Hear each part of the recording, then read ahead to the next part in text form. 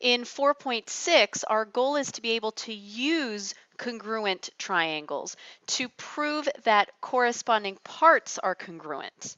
Remember, in the past, we've been proving triangles are congruent. Now, we're going to use that. Let's think back. When two triangles are stated to be congruent. So let's think about that. When triangles are stated to be congruent, what can be concluded? Do you need a visual? Well, let's look at the following figure. It says that triangle PQR is congruent to triangle PLM. The congruent statement tells us that. The picture doesn't tell us that because there are no marks here to tell us what's congruent. But the statement, because the triangles are congruent, we can conclude things like angle R is congruent to angle M. So we can mark the picture that angle R is congruent to angle M. So we can say, because of this statement, therefore, angle R is congruent to angle M. What else can be concluded from this statement? Well, angle Q is congruent to angle L. Angle Q is congruent to angle L. Another thing that can be concluded, angle Q congruent to angle L. How about any of the sides? Sure, anything that corresponds. Segment PQ is congruent to segment PL. Segment PQ is congruent to segment PL. Another thing we can conclude, segment PQ is congruent to segment PL. All of the parts that correspond from one triangle to the next must be congruent. So that's ultimately what we can say when two triangles are stated to be congruent. We can say that the corresponding parts of the congruent triangles are congruent. Remember, corresponding means matching parts. So these corresponding parts, the matching parts, the corresponding parts, the parts in the same positions of the congruent triangles, that's what we're given to start with, triangle something congruent to triangle something else, are congruent. Now we like to abbreviate this Cpctc for short, but ultimately you really do need to understand what these letters stand for. Corresponding parts of congruent triangles are congruent. Memorize this. Let's take a look at how we can use this. Complete each proof. So in number 1, we're going to be proving the base angles theorem. We're given segment HI congruent to segment HK, and segment HJ bisects segment IK. Remember, we always mark this given information in our picture first, and we always state it in our proof first because it's what we're using. So I'm going to state everything that's given. Basically, I'm just rewriting it here because it's the logical order of what I'm using. I didn't have to think of it, it was given to me, and I mark it in the picture. HI congruent to HK, and HJ bisects IK. Now, how do I show that a segment is bisecting another segment? Well, what does bisect mean?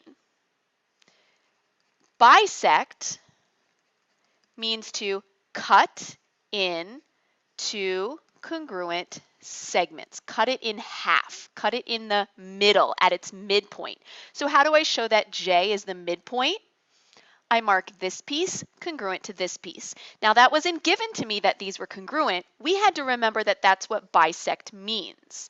So according to the definition of bisect or segment bisector, IJ is congruent to KJ. So that's what we're stating next. Segment IJ is congruent to segment KJ because of the definition of bisect. What else can we use here? Well, these two triangles share a side. So I'm going to use the reflexive property next, the shared side. to say that that segment is congruent to itself. HJ is congruent to HJ. Now remember, always look at our goal. Where are we headed? We're trying to prove that angles are congruent. But remember what we said earlier. If we know that triangles are congruent, we can conclude any of the corresponding parts congruent that we want to. So let's try to get triangles to be congruent. Do I have congruent triangles in this picture yet? I sure do. Let's focus on one of the triangles, maybe the top one. So noticing that this triangle has all the same marks as this triangle, we can use our postulate side, side, side to prove that those triangles are congruent. Let's make that statement. Triangle HIJ is congruent to triangle HKJ. Now that's not our ultimate goal to prove the triangles are congruent, but now that we've proved it, we can say this, that angle I is congruent to angle K. See how they're in corresponding positions? So we're going to say corresponding parts of congruent triangles are congruent, or Cpctc for short, as long as you know what it means. Now I want you to notice this comes after saying triangles are congruent, always after one of our congruence theorems. Let's look at a couple more. Given all of this information right here, let's restate it and let's mark it in our picture. Angle B is congruent to angle E, segment FE congruent to segment BC, and they are also parallel segments. So I'll put the arrows showing they're going in the same direction. And then we'll write all of it here.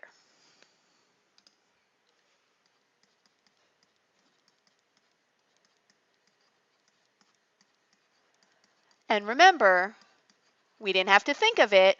It was given to us. Why did we mark it? Because it was given information. Now let's figure out what can we use to help us get to what we're trying to prove. Angles are congruent. If we're trying to prove parts, first we want to think prove triangles congruent. That's what we want to do first. So do I have enough information yet to prove the triangles are congruent? An angle mark and a side mark. Nope, that's just two things. We need something else. Well, the parallel lines. Remember how we can use the zigzag shape to get alternate interior angles? There's my zigzag shape right there, so I can say this angle congruent to this angle. Now, if I just say C, it's a little ambiguous. Which C do I mean? So I'm going to use the three-letter name, BCF. Angle BCF is congruent to angle EFC. Angle EFC. And the reason? Well, not zigzag shape. The real name is alternate interior angles. That's anytime we have the zigzag shape. So we've got that.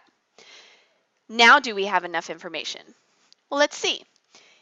In this top triangle, I have an angle mark, side congruent mark, angle mark. So I do angle, side angle to say which triangles are congruent. BCA is congruent to triangle. Let's make sure we match them up. Single slash, double slash. Single slash, double slash goes EFD. Now that I've said the triangles are congruent, I can say these parts. What I want to prove is angle A is congruent to angle D. Are those in corresponding positions? They sure are. Same places. So since they're in corresponding positions, corresponding parts of congruent triangles are congruent. Let's look at one more. Given information, we always state that first and mark it in our picture and use it. It was given to us. We didn't have to come up with it. Let's put it in our picture. TM congruent to MR. JM perpendicular to TR. How do I use perpendicular? how do I show it in the picture? Well, what does perpendicular mean? Perpendicular means that the lines intersect at a right angle. So how do we show that? In the picture, we're going to mark it with the right angle symbol. But I have to state that I came up with that because I knew what perpendicular means. That is the definition of perpendicular lines.